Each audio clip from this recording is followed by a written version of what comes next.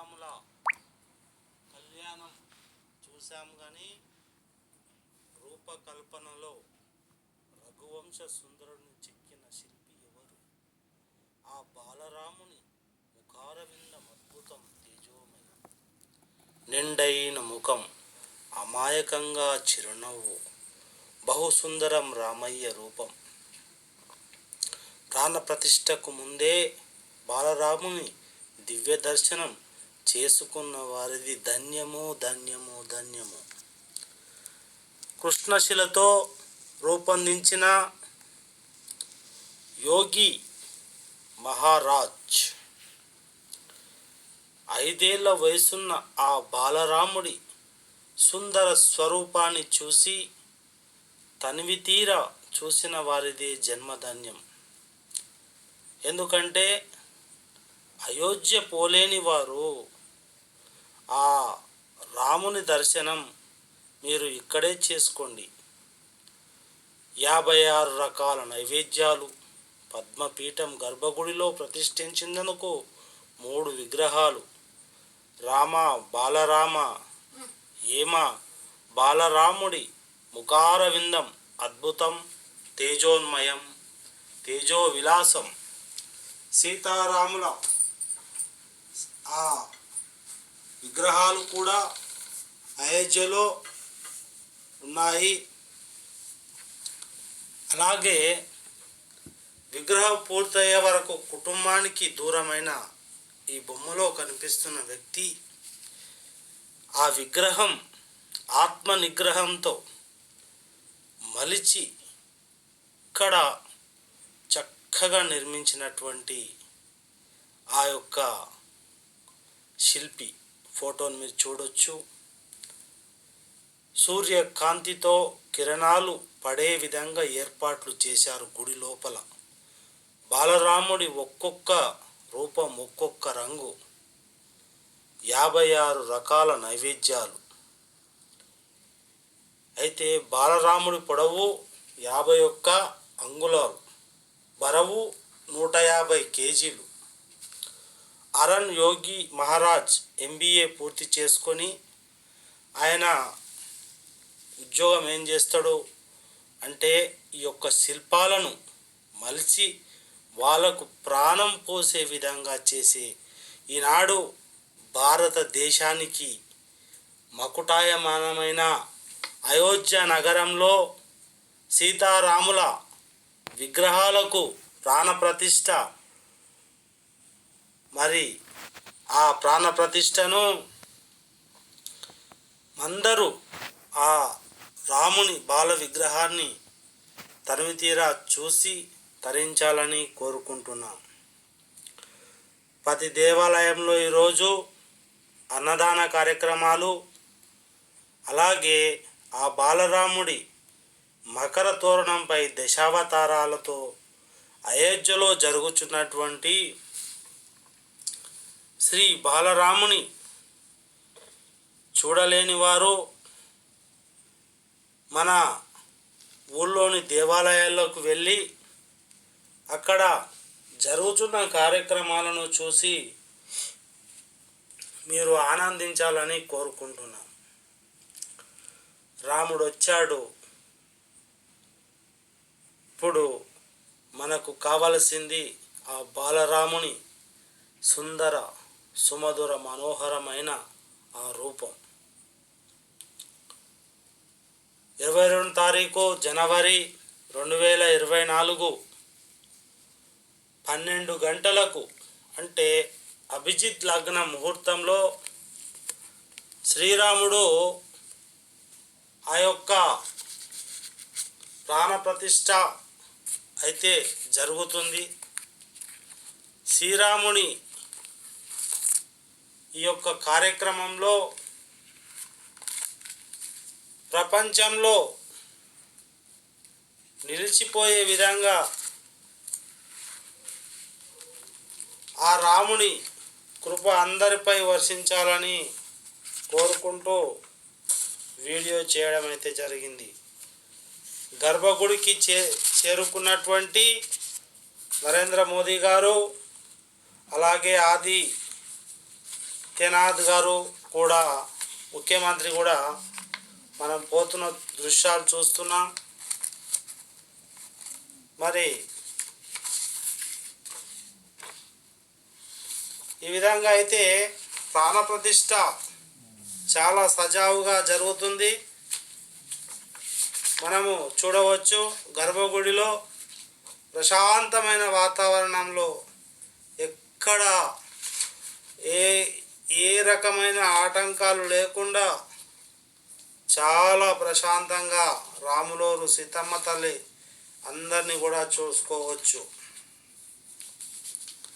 శ్రీరామ రామ రామ జయ రామ రామ రామ. కానీ ఇప్పుడు మనము మన తెలుగు ప్రాంతంలో నుంచి కూడా వేలాదిగా లక్షలాదిగా అయోధ్యను చేరుకుంటున్నారు. అక్కడ రామ మందిరం యొక్క వైభవాన్ని చూస్తున్నారు. శ్రీరామ జన్మభూమిలో నిర్మితమవుతున్న భవ్య మందిర వివరాలు, పరంపరాగతమైన నగర శైలిలో మందిర నిర్మాణం చేయబడుతున్నది. మందిరం పొడవు తూర్పు పడమర 380 అడుగుల వెడల్పు, 250 అడుగుల ఎత్తు, 161 అడుగులు, 3 అంతస్తుల మందిరంలో ఒక్కో అంతస్తు 20 అడుగుల ఎత్తులో మొత్తం 392 స్తంభాలు, 44 ద్వారాలు. క్రింది అంతస్తులోని గ్రౌండ్ ఫ్లోర్లో గర్భగుడిలో భగవాన్ బాలరాముని శ్రీ రామ్లల్లా విగ్రహం. మొదటి అంతస్తు గర్భగుడిలో శ్రీరామ దర్బారు, సీతారామ లక్ష్మణ భరత శత్రుఘ్న హనుమాన్ విగ్రహాలు కూడా ఉంటాయి. ఈరోజు ప్రాణప్రతిష్ఠ జరుగుతుంది. 22 జనవరి మధ్యాహ్నం 12 గంటలకు ఆ రాముని బాలరాముని మీరు దర్శించుకోండి. అలాగే ఇక్కడ నృత్య మండపం, రంగమండపం, సభా మండపం, ప్రార్థనా మండపం, సంగీత మండపం, ఇలా మొత్తం 5 మండపాలు ఉంటాయి. స్తంభాలు మరియు గోడలపై దేవీ దేవతల వివిధ రూపాలు ఉంటాయి. ఆలయ ప్రవేశం తూర్పు వైపు సింహద్వారం నుండి 32 మెట్లు, ఎత్తు 16.5 అడుగులు. దేవాలయ ప్రవేశం చెయ్యాలి. ఎవరైనా దివ్యాంగులు, వృద్ధులు ఉంటే వాళ్ళ కోసం కూడా ఈ లోపలికి ప్రవేశించడానికి లిఫ్ట్ను కూడా ఏర్పాటు చేయడం జరిగింది. ఈ సుందరమైన అయోధ్యను చేరుకోలేని వారు కేవలం అనుకోవద్దు, అక్కడ కూడా ఇలాగే ఉంటుంది. మీరు ఇప్పుడు చూస్తున్న మాదిరిగానే చూసి ఆ యొక్క రాముని విగ్రహాన్ని చూసి మంచిగా తరించిన వాళ్ళది భాగ్యం. అయితే ఆలయ ప్రవేశం తూర్పు సింహద్వారం నుండి 32 మెట్లు. ఆ రాముని బయట మనము చూడవచ్చు.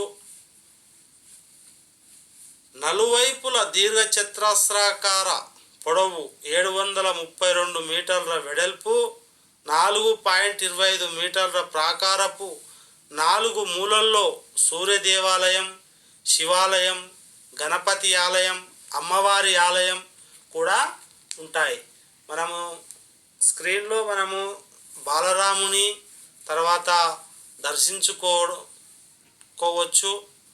ఆ బాలరాముని లోపల యొక్క మందిరాన్ని కూడా చూడండి.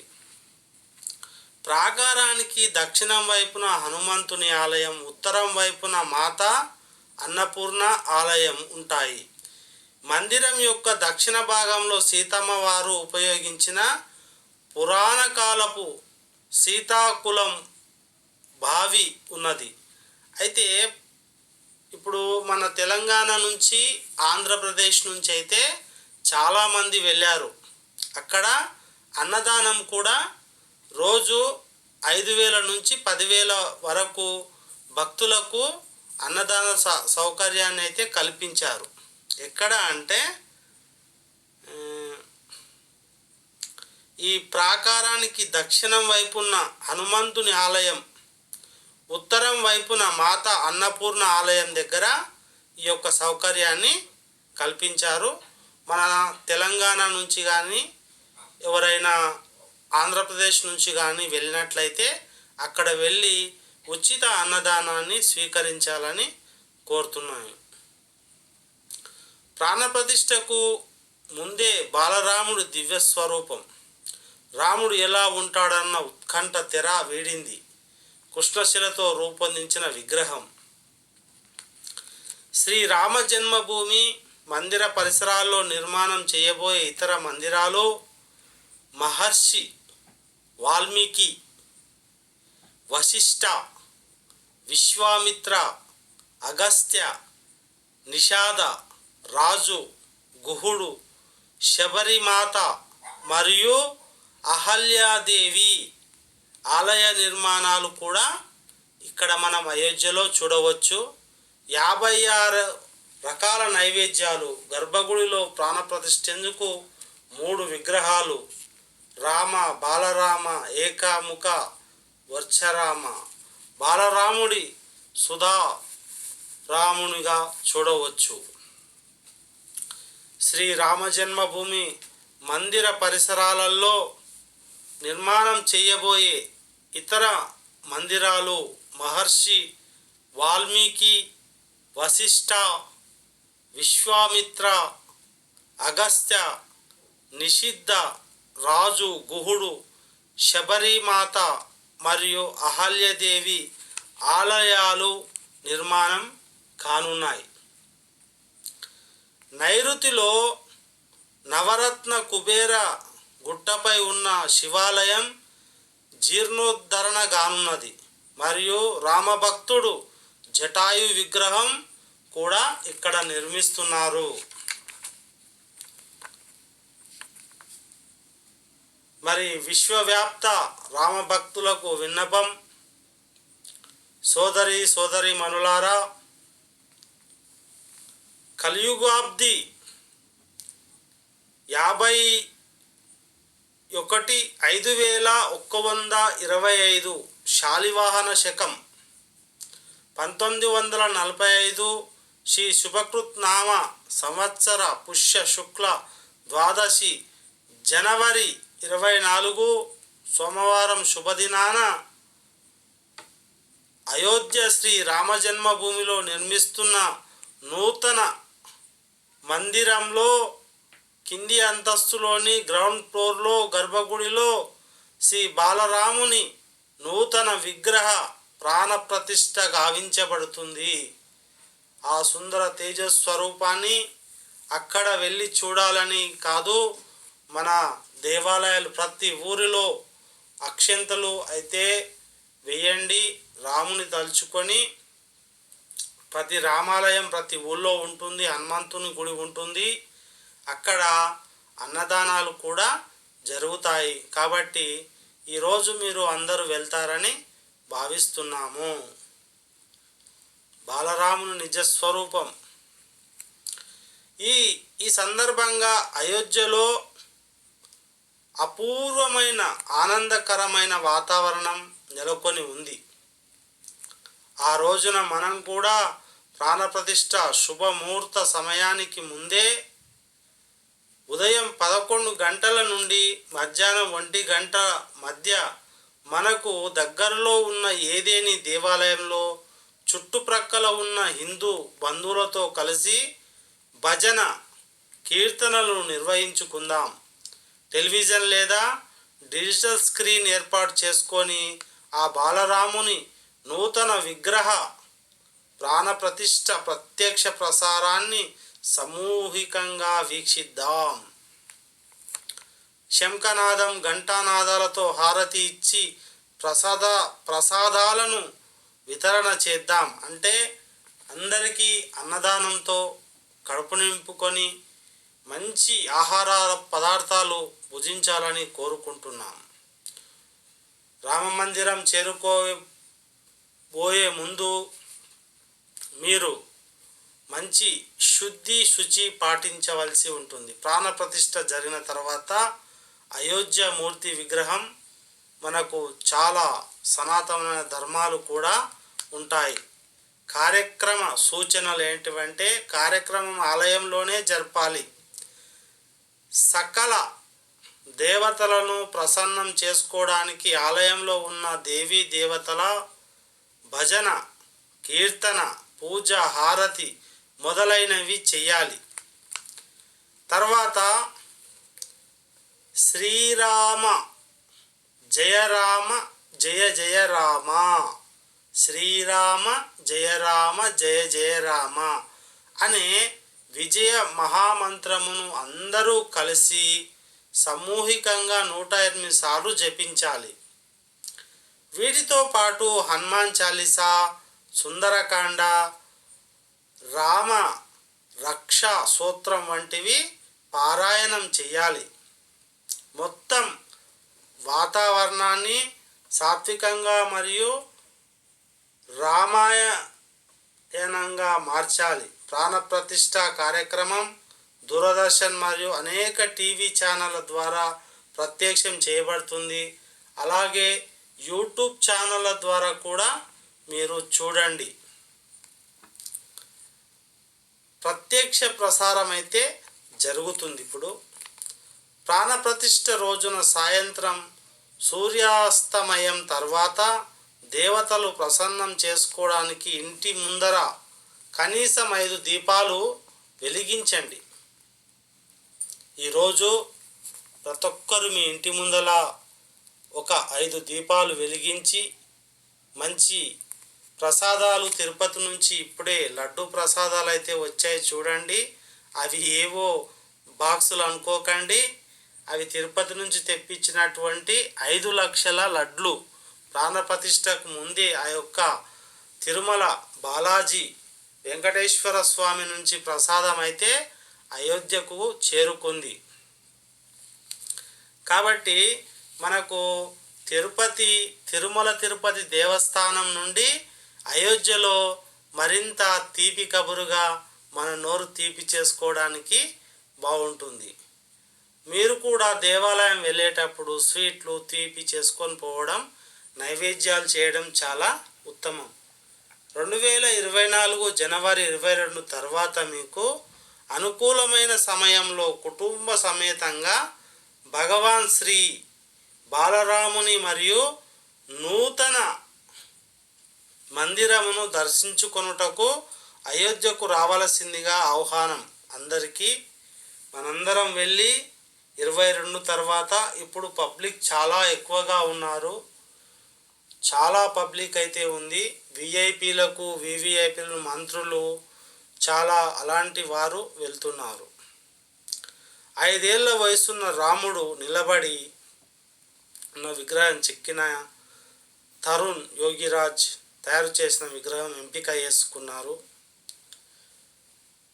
బాలరాముని దర్శించుకున్న వాళ్ళది భాగ్యం. చూడండి, అయోధ్య ఎంత చూసినా తనివి తీరదు. కాబట్టి మీరందరూ అయోధ్యకు చేరుకోవాలని కోరుకుంటున్నా. మొదటిసారిగా ఈ ఛానల్ ఎవరైనా చూస్తున్నట్టయితే సబ్స్క్రైబ్ చేసుకోండి, లైక్ చేయండి, షేర్ చేయండి.